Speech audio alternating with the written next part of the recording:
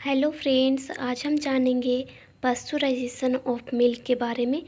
Pasteurisation एक ऐसी technique या प्रोसेस है जिससे हम मिल्क के अंदर प्रेजेंट सारे पैथोजन को किल करते हैं और मिल्क की जो सेल्फ लाइफ होती है उसे एक्सटेंड करता है, मिल्क की सेल्फ लाइफ को बढ़ाता है और ये मिल्क हमारे पीने के लिए सही होता है और फ्री फ्रॉम पैथोजन होता है। तो चलिए जल्दी से इस प्रोसेस के बारे में डिस्कस करते हैं।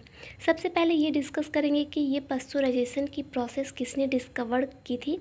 तो pasteurisation of milk discovered by Lewis pasture ने की थी, फेमस साइंटिस्ट लुईस पास्चर, जिन्हें हम फादर ऑफ माइक्रोबायोलॉजी के नाम से भी जानते हैं।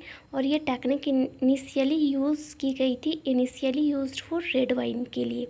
उन्होंने सबसे पहले रेड वाइन को पास्चुराइज्ड किया था और उन्होंने पाया था इस स्टडी में कि रेड वाइन पास्चुराइज्ड करने के बाद हमारी जो रेड वाइन है बहुत लंबे टाइम तक चलती है और जल्दी से स्पॉइल नहीं होती है।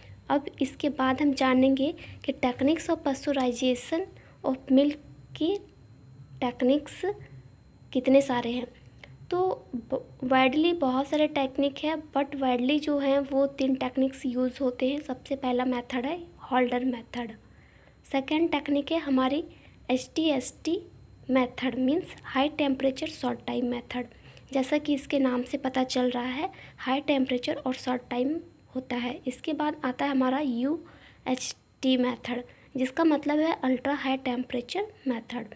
इसमें हमें 3 चीज़ें बेसिकली याद रखनी है, फिर इजीली आप कभी भी इस टेबल को ड्रॉ कर सकते हैं। मिल्क को कब कितने टेम्परेचर पे बॉईल करना है, कितनी देर तक बॉईल करना है और इसके बाद कुल कितने टेम्परेचर पर करना है। तो होल्डर मेथड में हमें मिल्क को 63 to 66 डिग्री सेल्सियस पे बॉईल करना है।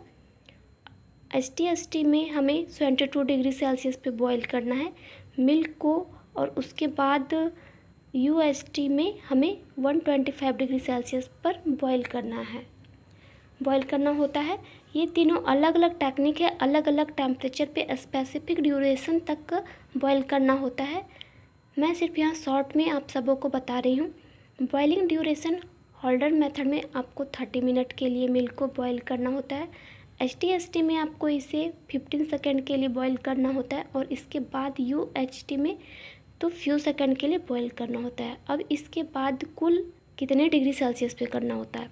तो होल्डर मेथड 5 डिग्री सेल्सियस पे कूल करना होता है और 4 डिग्री सेल्सियस में HTST और 4 डिग्री सेल्सियस UHT में। तो इसमें बेसिकली होता क्या है कि जब एक्सट्रीम टेम्परेचर की वेरिएशन होती है तो हमारे कोई भी पैथोजन्स ऐसी कंडीशन में सर्वाइव नहीं कर पाते हैं।